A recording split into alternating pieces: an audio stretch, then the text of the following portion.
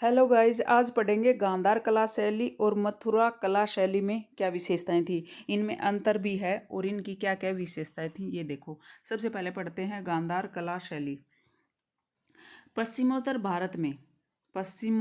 भारत में शक व कुषाण राजाओं के संरक्षण में भारतीय व यूनानी कला तत्वों के मिश्रण से गांधार कला शैली का प्रादुर्भाव हुआ।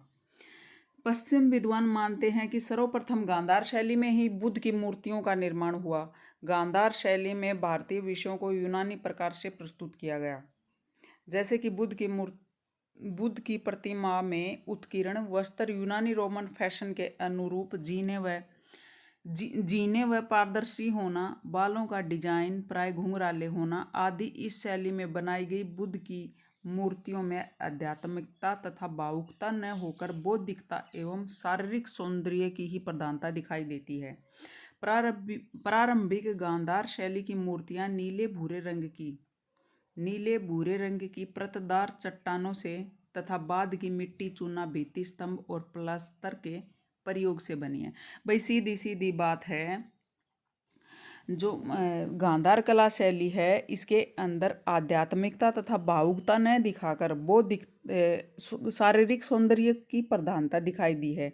और जो फैशनेबल कपड़े जो बुद्ध जी के जीने मतलब ढीले टाइप के जो कपड़े हैं वो गांधार कला शैली की मूर्तियों में मिलता है।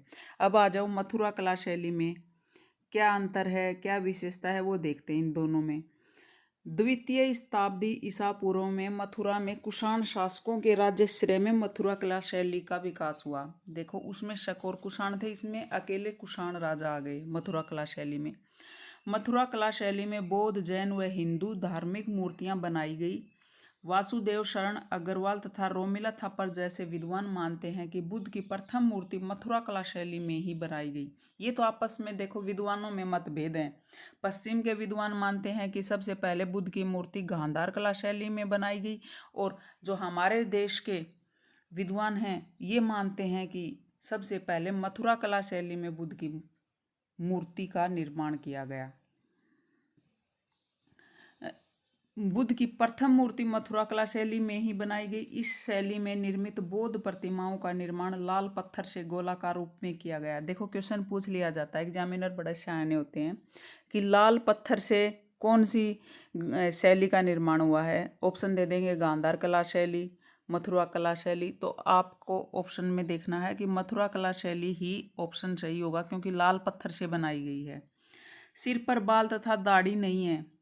देखो सिर पर बाल और दाढ़ी गांधार कला शैली में है, और सिर पर बाल और दाढ़ी इस मथुरा कला शैली में नहीं है। वस्त्र शरीर से चिपके हुए हैं, और जो वस्त्र हैं ये शरीर से चिपके हुए हैं, इसमें ढीले नहीं हैं। इस शैली में बौद्ध मूर्तियों के अतिरिक्त हिंदू व जैन मूर्तियों का भी निर्माण किया गया है। गांधार कला शैली में जो बुद्ध मूर्तियां हैं वही मिलती हैं, और जो इसमें अन्य मूर्तियां हिंदू देवी देवताओं की मिलती हैं, जैन मूर्तियां भी मिलती हैं मथुरा कला शैली में।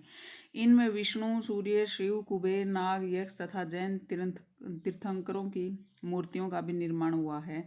वस्तुतः अपनी मौलिकता, सुंदरता और रचनात्मक विविधता एवं बहुसंख्यक सर्जन के कारण मथुरा कला का पद भारतीय कला में बहुत ऊंचा है।